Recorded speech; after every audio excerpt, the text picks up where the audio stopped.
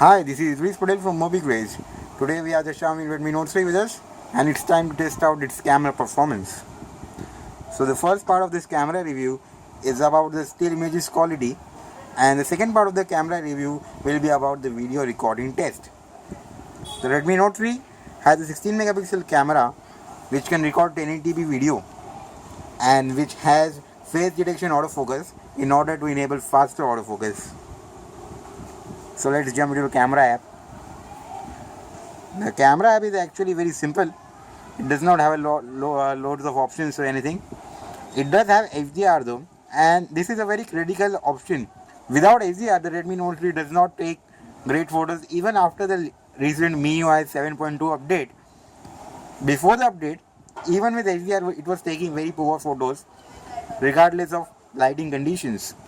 So even if it were daylight conditions or low light conditions, the Redmi Note 3 could not take good photos at all. Even when you switched the HDR on, there was a lot of handshake present. But after the update, we feel that even though the Redmi Note 3's camera performance is not good without HDR, it is good when you switch HDR to on. There is no auto HDR here, so you have to manually switch HDR on and off. When it comes to the Redmi Note 3's performance in daylight conditions, before the update, there was almost no detail to speak of, but after the update, the Redmi Note 3 has transformed into quite a decent 16 megapixels camera. It has a quite decent sensor. It can pull some decent detail, and the exposure is actually very nice if you take photos with HDR on. Without HDR on, the photos have have exposure issues, including the sky getting blown out, which is a very common problem. So let's test the shooting latency of the Redmi Note 3. Now as you can see, I've switched the HDR to off, so the photo taking experience is pretty instant. The photo is shot instantly, but as you can see, the photo is the quality is definitely not nice at all. You can see the chromatic noise here. The lighting conditions are not perfect, but even then, the camera does not manage to distinguish itself. When we switch HDR to on, let's focus, and it must be noted that the autofocus can be quite finicky at times.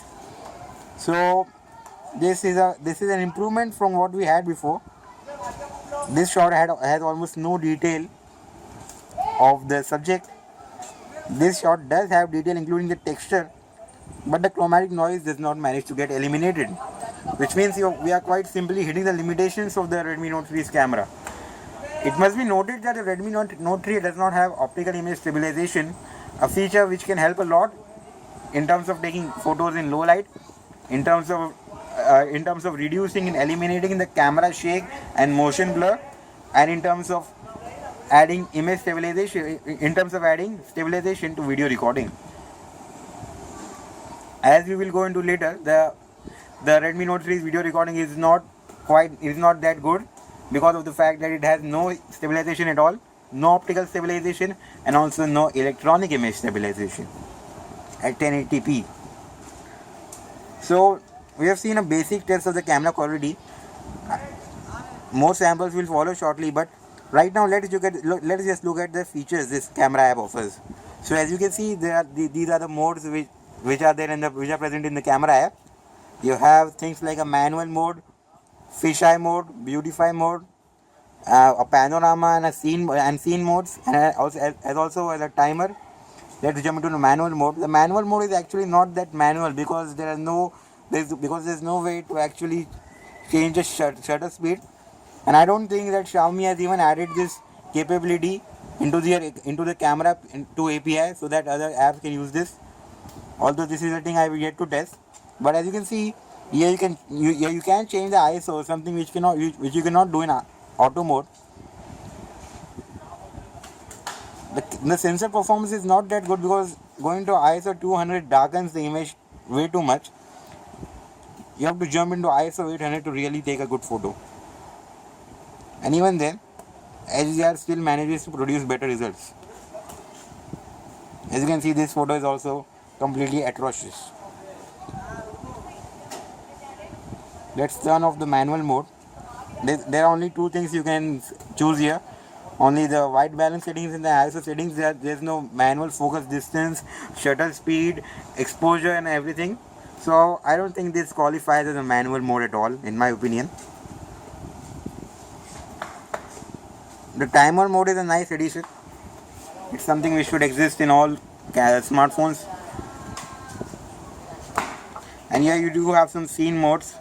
Most of them are pretty useless, but let's try the night mode. Let's see if it produces better photos.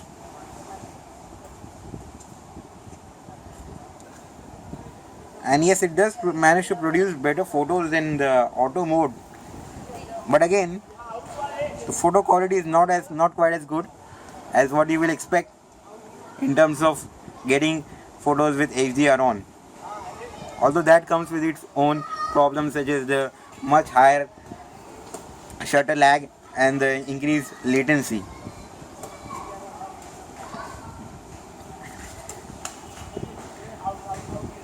The HHT mode is also not that impressive in my testing. Again, we are taking photos of the same low light subject here, and it does seem that this photo is just as bad as pretty much all photos. So the Redmi Note 3's camera is basically not that good in low light conditions. Even after the update, it would have been great if Xiaomi had added optical image stabilization to this, but that feature has not really appeared in any mid-range smartphone so far, not even in the recently announced LE Eco LE2, and I don't think so it will appear in the next 6 months. Maybe it's a bit too expensive for a bill of materials. Whatever the reason, it just must be said that the Redmi Note 3, while being quite a decent shooter in daylight, it does not impress in low light conditions at all. If you just want to get good photos in low light, my recommendation would be to simply use HDR on.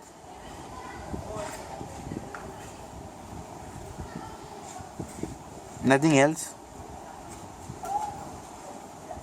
Let's take a photo of a different subject here. And as you can see, I have to hold the camera for at least 2 to 2 seconds. And yes, there's a camera shake present, which means I did not hold this thing very stably.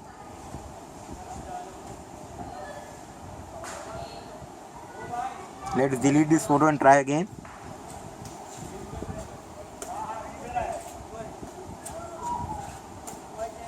Once again, I have camera shake here, so you can see how difficult it really is to get a good photo with HDR in low light conditions. Let's try it again. And once more we are getting camera shake, so at this point I have to give up. You really have to put in a lot of effort and basically maybe invest in a tripod or something to get good photos with the Redmi Note 3 in low light conditions using the HDR mode. If you want to know the additional camera settings, you can go either via the settings app or the camera app itself. So here you can adjust things like camera sounds, location info, the shutter button, the camera framing, whether it's 4:3 or 16:9. Here I set the picture quality to high. By default it's standard, but I don't think it makes any difference. Here you can adjust the face detection. There's a feature called age and gender, which can guess your age and gender when the beautify mode is on. Again, it's quite a gimmick. And here are the auto exposure settings. I don't think there's any need to change them. And here are some sharpness, saturation and contrast settings.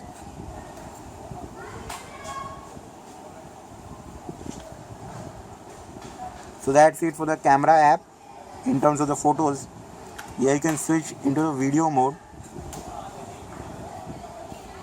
The Redmi Note 3 can take videos up to 1080p resolution at 30 frames per second. By default, it's set to take 720p HD videos at 30 frames per second. To really go into the full settings of the camera app, let's jump into the settings app. Here you can see the full settings, including the video settings. Here you can capture an image while recording. So let's switch this on. You can change the video quality to focus mode, from continuous autofocus to tap. So that's it for the camera app overview. Now let me show you some samples of the Redmi Note 3's camera in much better conditions, so you can make your own conclusion about them.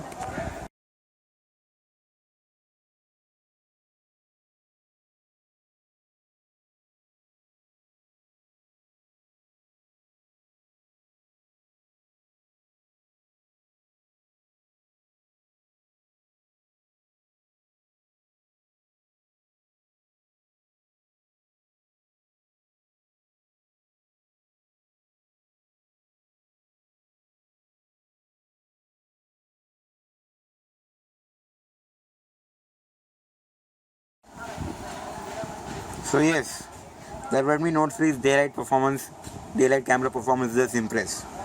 And we will be back shortly with a video recording test of the Redmi Note 3, which will be shot in full 1080p. So stay tuned for that, and also the full integrated review of the Redmi Note 3, where we test its value proposition, etc. Be sure to subscribe to the channel and hit the like button. And as always, thanks for watching.